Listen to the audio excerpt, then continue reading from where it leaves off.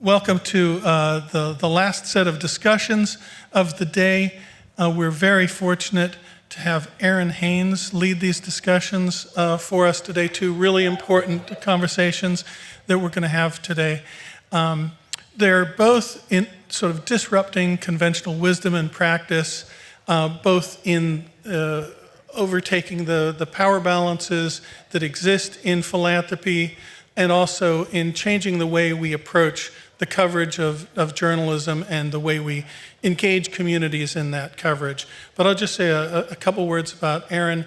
When I met Errin recently, she was attending another public event in the community. She's really a part of the community. She's not just sort of parachuting in. She really participates. She is a member of the board of the Lenfest Institute, for example. And so she's really out, not just sort of a star, but she's also in the audience and listening to the community too. We're big fans, but we're not alone. I had to stand in line behind a woman who was just a huge fan of hers, and she introduced herself in that manner, and then she called her daughter over and said, "Can you assure Errin what a big fan?" And the daughter was like, "She's a really annoying fan. She calls us all into the television when you're on," and it's so she's that kind of person who inspires that sort of loyalty. She is, in addition to being on MSNBC as a contributor, she's also one of the founding mothers of the 19th. And here at the Constitution Center, where there's an exhibit on the 19th, you can learn all about it. It's really wonderful to have a new voice in the media that is really for a community of women in all of our coverage, and to have such talented leadership there. So thank you, Errin, for doing that work and being with us to lead the discussions today.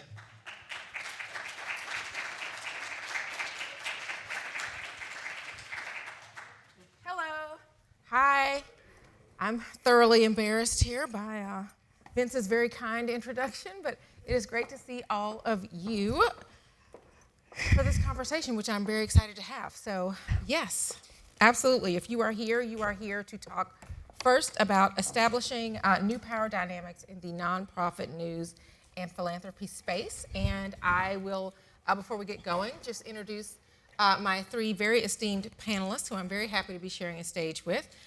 To my left is Tracy Powell, who is founder and CEO of the Pivot Fund and also chair of the Lion Publishers Association. Welcome, Tracy. Thank you. Yes, applause is welcome. Yes, absolutely. Absolutely. Angelica Das, who is Associate Director for Public Square for the Democracy Fund. Angelica, welcome. And last but absolutely not least is Tracy Boehm, who is publisher of the Chicago Reader. Thank you. Thank you.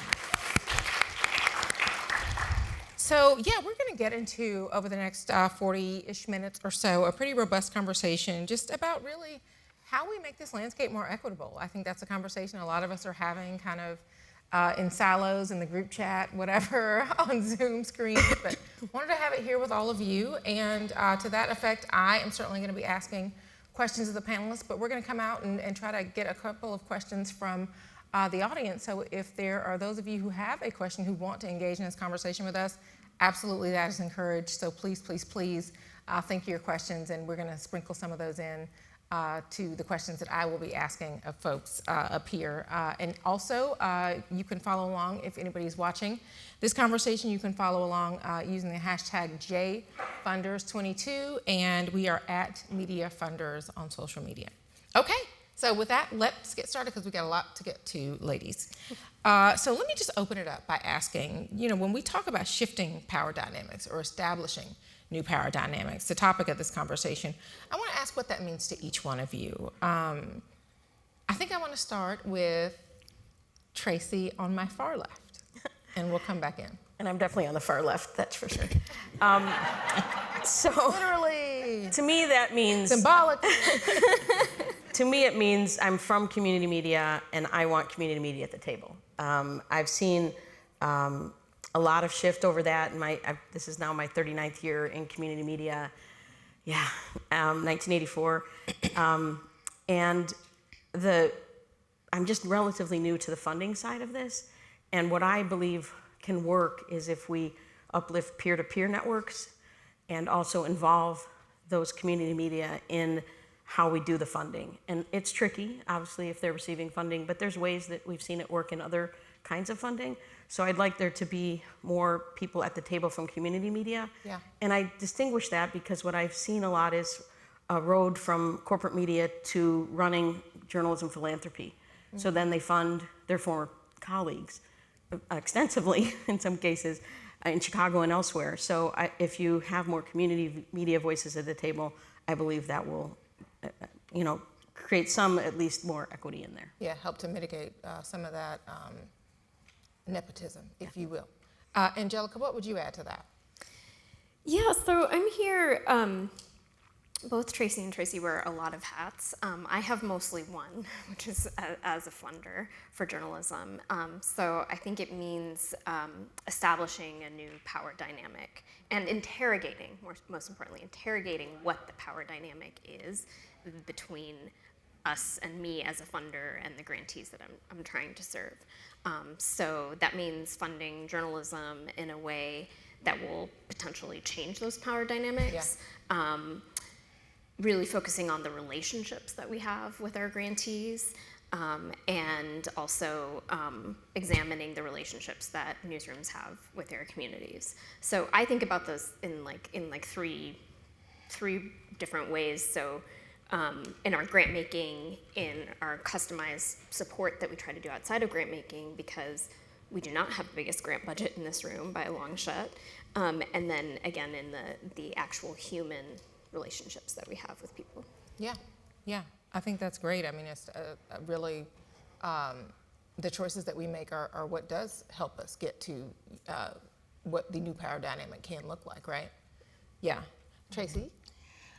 For me, it means not replicating a system that's already failing us. It means being more inclusive of communities and people who have been underserved and harmed and maligned. It means shifting some of the ownership to those communities. It also means shifting some of the decision-making when it comes to reimagining what journalism is and can be.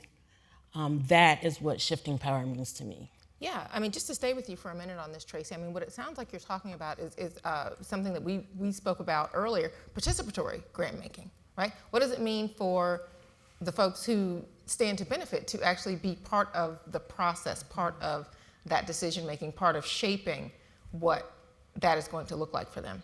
So participatory grant making, I'm not sure how many people in this room are familiar with the term. How many? Hands?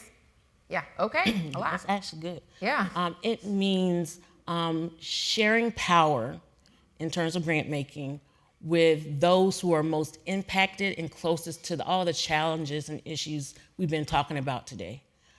For the Pivot Fund, more specifically, it meant for us to initially go out to communities and do some of that assessment work that Allison spoke about earlier. We looked at how people got information, what kinds of information they had access to and what kinds they didn't. But most importantly, it meant finding out what they did with the information once they had it. Yeah.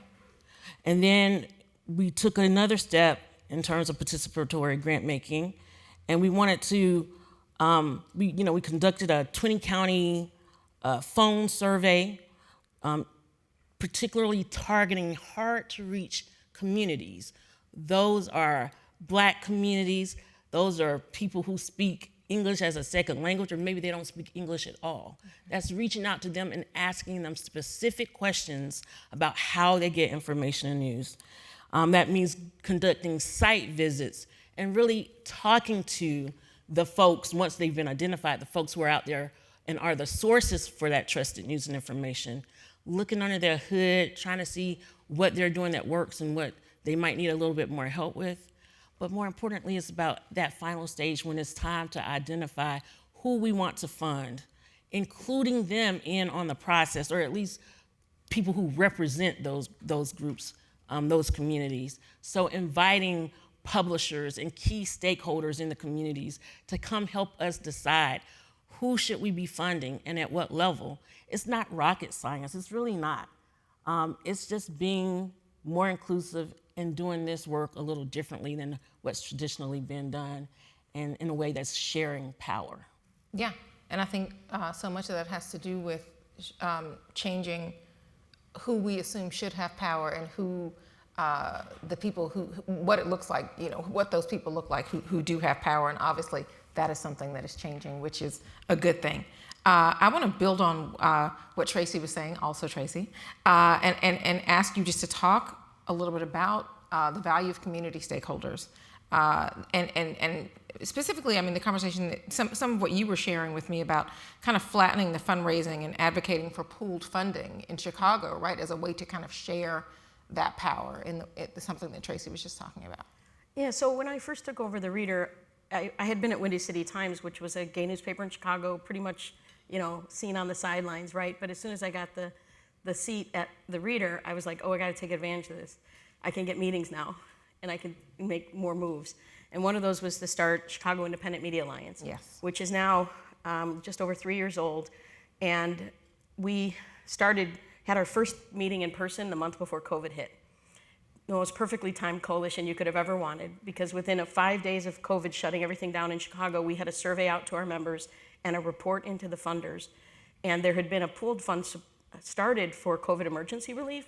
Well, they put $200,000 immediately into community media from that fund. Within 5 weeks, we launched an emergency fundraiser for our members. 43 members participated. Several funders, including Joyce's here, and some others put in money, and we raised $160,000 of emergency COVID money. That had been a long-term goal of ours. We just had accelerated it ridiculously fast. Sure. And created this way for people to either give to all members equally or individually. And then the funders matched. So in the first 3 years now, literally ended at midnight last night, the report is in, $185,000, including the matching funds, was raised this year's campaign. Yeah, clap for that. Hashtags, et cetera. Democracy Fund was one of our first funders to see the value of that collaborative on the revenue side. So we don't collaborate on the editorial side, although we have gotten some grants for like census coverage and other kinds of grants that flow through to the members. So it's a different kind of participatory. It's not on the funder side, but there's two major projects we were advocating for to get equity and marketing dollars from city agencies. Within a couple weeks, our mayor in Chicago is going to do an executive order for Chicago for the same thing, to have 50% equity. That's And that transformative. it's huge, and it was based on CUNY's model. We've had amazing partnership with CUNY's journalism school working on that. And then the second thing is we have been advocating very strongly for a pooled fund at our community foundation in Chicago.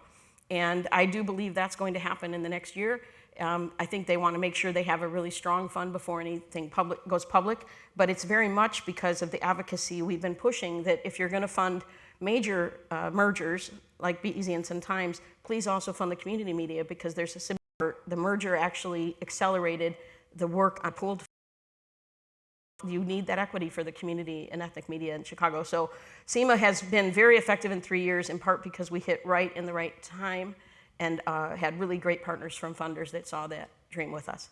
Incredible. Yeah, and maybe that city decision is something that can be followed by other cities that may be paying attention to this conversation. At this point, I want to take a second. Is there a question from the audience that we could take now? Does anybody have a question yet that you want to ask the panelists? It's okay if you don't. We can keep going up here. No? Last call? Okay.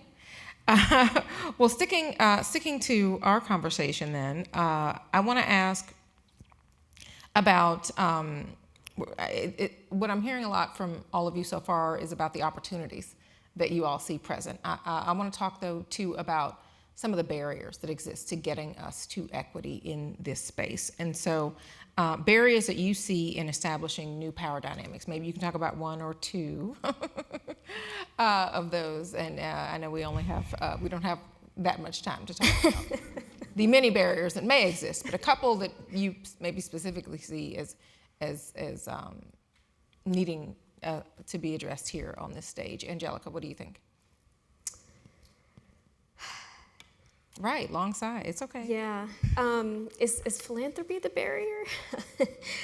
So Tracy, just a few minutes ago backstage, paid me what I thought We have. which is high praise. Look, let's be really honest for a minute, right? Please. The vast majority of wealth in our society, business of helping to redistribute that wealth. So I am the system. I am now part of the system, and like any system, it was not designed for equity, and it comes with really inherent flaws doing grants. And that's where I see the potential for barriers if we keep doing it the same way that we've always been doing it, right? Because and in particular, I'm speaking from the perspective of working for a private foundation, right? And private that we're talking about here. Are you clear about what the requirements are to get a grant? What is the communication that you're having with prospective grantees and your existing? What kind of tax status do your grantees and prospective grantees have? And does that hold you back from being able to give grants? We can build on that a little bit more. We were talking about that a bit backstage. These are all very mysterious things in a lot of ways because Feel comfortable trying to right.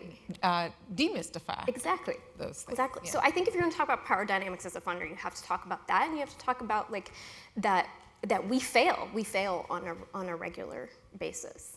And I can talk about a moment when I have failed. I had a grantee very recently, and I'm going to try to protect their privacy in this anecdote, but where we had some funds that unexpected. Grantees certainly don't know, and we're afraid to talk about it because we can't explain how it happens. But so great. I thought we were going to give a renewal to this grantee. We were so excited to tell them it wasn't something that we had planned on doing before. Well, long story longer, internally, externally, to the point where this grantee actually, I had to keep going back to this grantee to ask for more. Because we had not been clear up front about what we needed in order to get this out the door. And to the point where this grantee felt like, well, you don't actually want to give us this grant. And that was absolutely not the case, but guess what? That's my problem, not their problem. And in that moment, I am the system, and it's my job to communicate. The buck stops here. I'm not going to give you all of the litany of reasons and technical requirements and administrative processes and explain all of that. I'm going to say the buck stops here. I failed you, and you need to know that. And they were saying to me in this moment, my trust with you is broken. And yes, rightfully so. How do we keep this from happening again? Yeah. 95% of that is communication. Yeah. Well, that definitely was a shift in the power dynamic. Tracy, what about you? What barriers are you seeing? Today, with philanthropy and still, is a lack of trust. Trust is in the journalism space. Perhaps some of that has to do with them still not quite understanding journalism, how to fund it, but the way it comes across to the grantee partner is a lack of trust. I'm seeing still an inequitable amount of dollars going to white-led organizations, even when the donor wants to support people of color. That money is given to white, no, it doesn't. It's not happening. You're building the business model of that white-led association or organization. You're not building the business models of the about recreating a system we already have.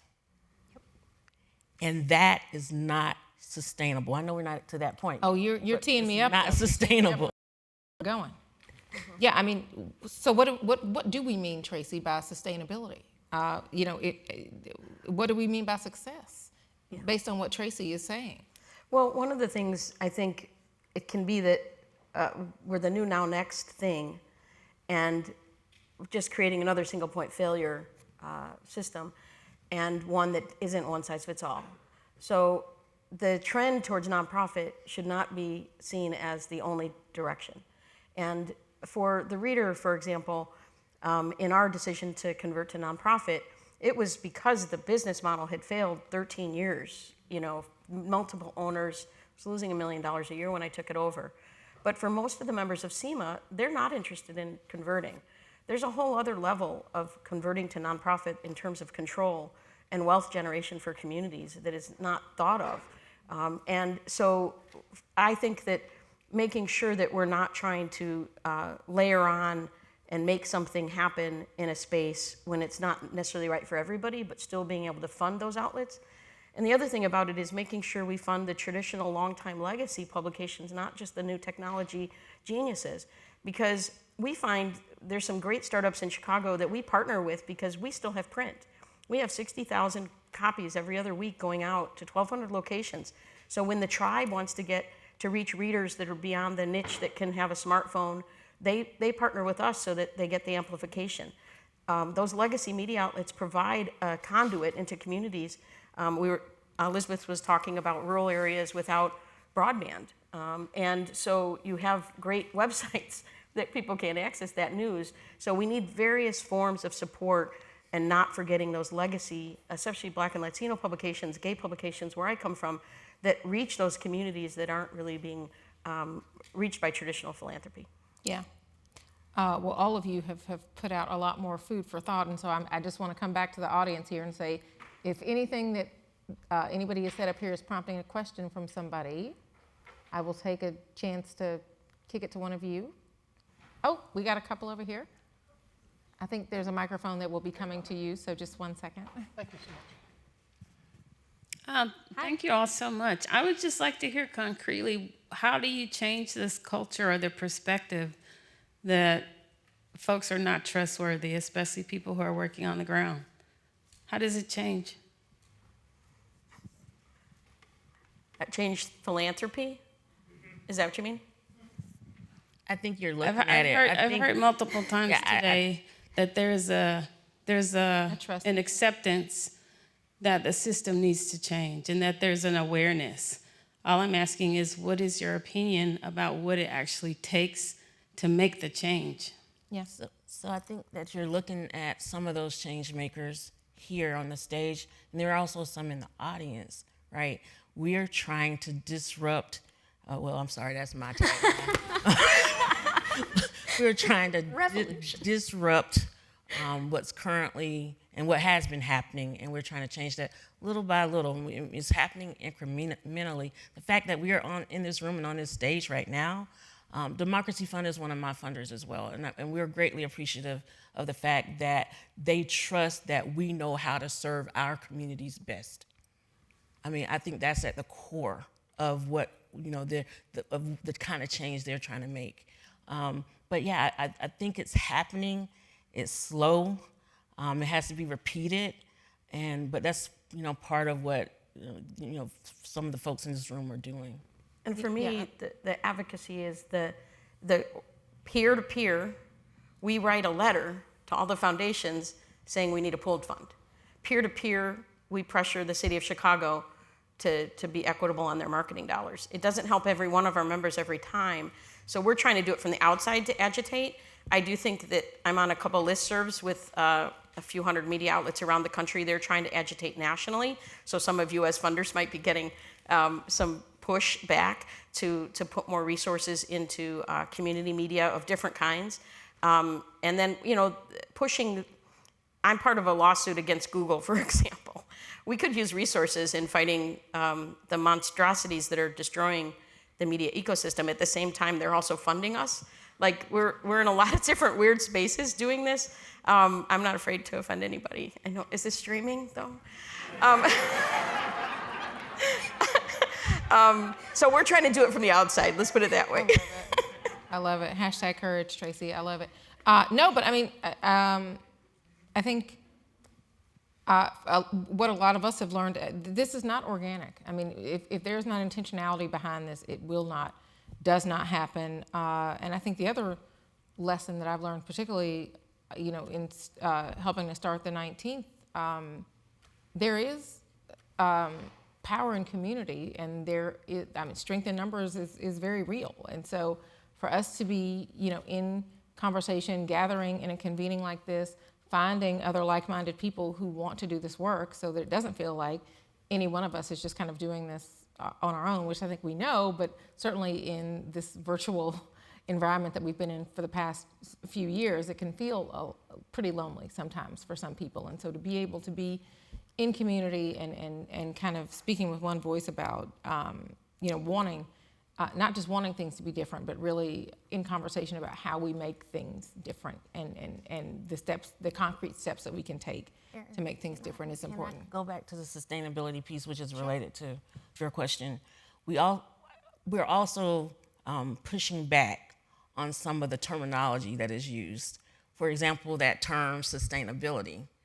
What does it actually mean? Does it look different for a for-profit organization than a nonprofit? Do you have to be a nonprofit? Why? If an organization is not meeting the community's information needs, then what exactly are we sustaining? So, we have to ask those questions. We have to invite our communities in and help us, shape some of the new definitions. Another one I think we use a lot is scale. I've heard that word a lot today.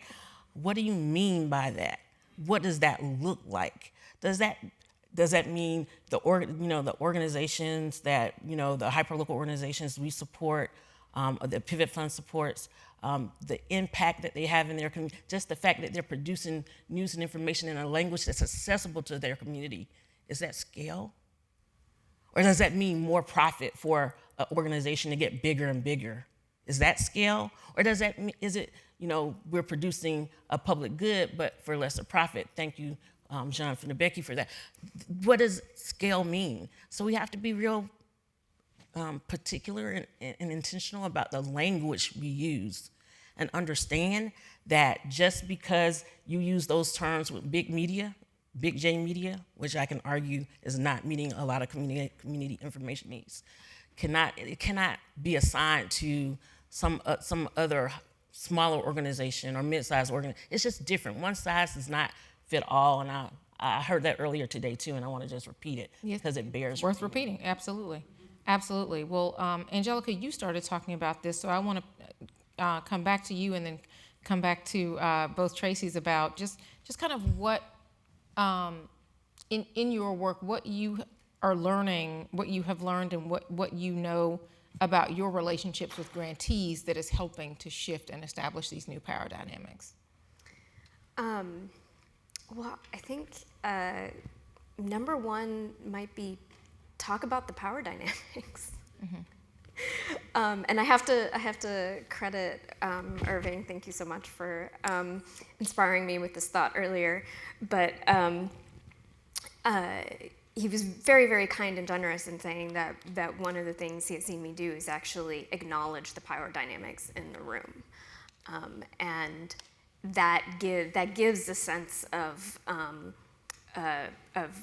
freedom and clarity for whether you're talking to a grantee or a prospective grantee, that we all understand that it exists and that we're trying to do our best within it. I want to come back to something because of the question that was just asked, and Tracy, you mentioned that there are a lot of change makers in the room. I've been in philanthropy for about 3.5 years now. I stand on the shoulders of every program officer of color that ever came before me, and many of whom are still in this room. And they have all been program officers of color and with intersectional identities who have all been pushing for these changes in terms and changes in structures and changes in processes and mechanics for years and years and years. So if you're looking for something that you can do differently, go find those program officers. They're here, they have ideas, and we want to share them with you. Yeah, I think that's such an important point, because there are so many people who have been doing this work, right, and who unfortunately still, all these years later, are still doing that work. And so in many ways, while there is a lot about this landscape that feels new, a lot of the struggles do not feel so new. And so talking to people who've already kind of gone down this road about what the way forward is certainly part of the solution to this equation. Tracy, do you want to talk about just relationships with grantees, what you have learned about, and to build on Angelica's point, just about even acknowledging the power dynamic as a way to open up the conversation? Mm-hmm. Yeah, I think that's where you start. We always talk about, with the grantees or potential grantees, we make it sound like it's their responsibility to build relationships with us, right? That's a two-way street. We need to know them too. We need to understand what their businesses are like, who they're serving and how they serve. We need to understand what they wake up in the morning thinking about, what troubles them most about their businesses. We need to, one of the things, again, the Pivot Fund does, like I said, is we look under the hood. We have some real heart-to-heart conversations. It's not necessarily about legacy versus startup. Again, it's, the Pivot Fund chooses to invest in organizations that demonstrate a track record. They already have an audience. Like, I trust them to know how they can best serve their audience. I don't go in there telling them. I don't prescribe what kind of training opportunities they should take. I know a lot of them take it because some of them come with money. And I'm probably going to say something that's unpopular, but I'm going to say it anyway. I know you are. The reason they sign up for a lot of those training opportunities is for the money. And that's not what you want. Mm-hmm. You want them to take advantage of training opportunities because they need it, and it will improve their businesses. The power dynamic that we've set up right now, it's the other way around, is backwards. And so, again, I'm saying unpopular stuff, but we have to ask some hard questions of ourselves. We fund in a lot of training, and we don't even take into consideration that there's nobody to execute on any of that training we're giving them. Mm-hmm. Yeah. Well, listen, right, yes. Yeah, I mean, look, we're going to have some of these uncomfortable conversations if we're going to get to where it is that I think we all are trying to get to. Are there any more questions from the audience before I come back around to the group? Time is flying when we are making progress. Hi, we have one down here.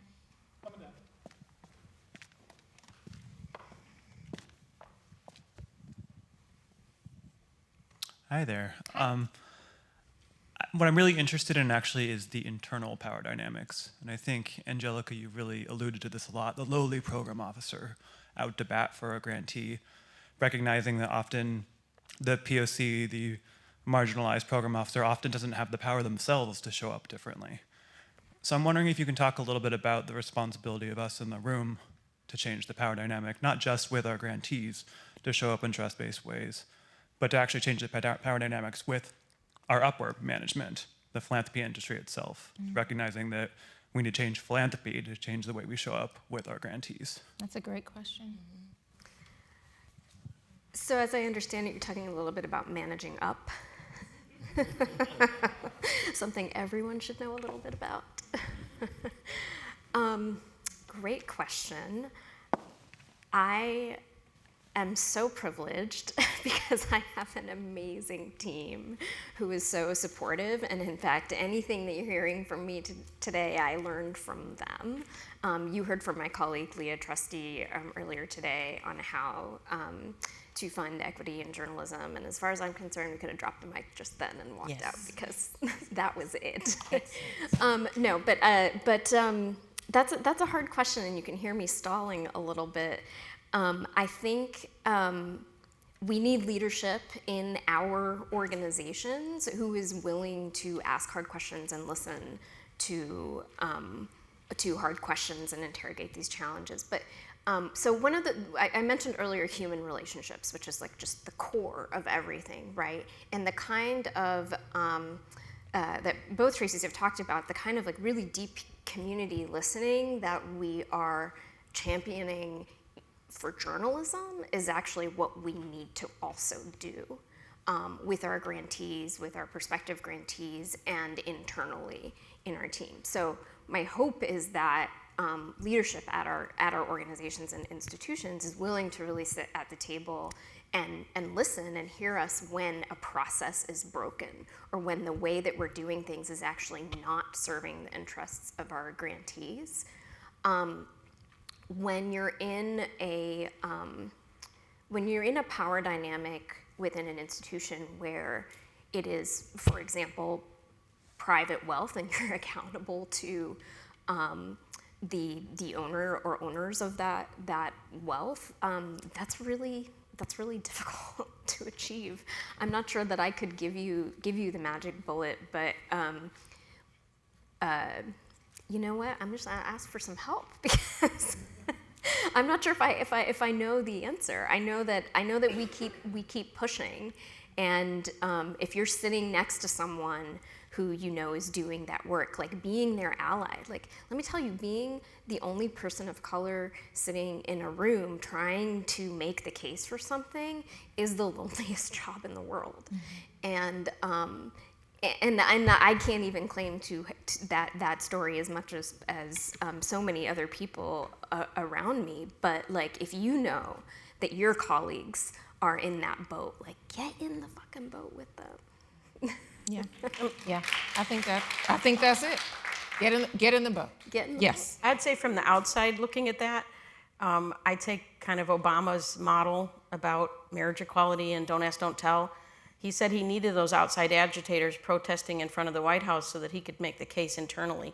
I think that's the case with the pooled fund we've been advocating for. We're taking the outside agitators so that we can support the program officers inside these organizations, so we can be allies too from the outside. And the listening part of this with community, as Andrew mentioned earlier, News is Out as a new collaborative of LGBTQ media, which has been totally left out of philanthropy, partly because we just, there hasn't been a lot of sophistication on that side of it. But the gay press is dying, and they are legacy publications 50 plus years old. A few of us have gotten together to try to collaborate together. We want to advocate together, again, for the program officers internally, so we have their backs, giving them the resources to say, this is why. So we have to make a better case too for ourselves so that we can help those program officers. That, and not every institution is ready for the kind of change you're talking about. So what I did is I stepped outside and started my own fund. Because I knew the changes that needed to happen. I knew that I couldn't be hamstringed. I couldn't operate with my arms, hands tied behind my back. So, and now we are doing some really outside the box creative things in terms of funding. We're still supporting collaborations between, legacy digital news outlets and radio stations that are not public media radio stations. They're radio stations because we understand that not everybody listens to public media. I do. I love it. But the grocer who works at the Chinese grocery, hell, the owner of the Chinese grocery probably does not listen to public media. And so we have to reach them where they are. Yeah. Geez, time has really flown here. Thank you for those excellent questions, and thank you all for just your very thoughtful insights to this. It feels like people in this room are wanting concrete takeaways when they walk out of here. And so I just want to ask each one of you for some practical guidance on how new power dynamics can be established. Just anything that you want to give these folks to take away with them as they leave the room. Tracy? So if I was a local fund, and obviously we have stuff going on in Chicago, but if you're in Minneapolis, if you're whatever city you might be regionally, convene the actual potential fundees of community media. And even if you're in a medium-sized town, you'll be surprised how many there might be. It might be brokered radio time, it might be podcasts, it might be non-traditional media, but find a diversity of media to bring to the table and ask them what they need, survey them, ask them how do they want to work with, do they want philanthropy, what other things they might need, because a lot of it might be peer-to-peer solvable. We pay our members to train each other on building media kits or how to ask for money, how to convert to nonprofit. We ask them what they want to learn, and we usually find someone within our network that we can pay to train them. So go to the community as a convening or a small conference or something. That's where we learn what our members want, and it really helps the funders decide what they want to fund. Angelica? Don't ask for an elevator pitch. get on the phone or Zoom or in a room and just listen. Tracy, last word goes to you. Oh, wow.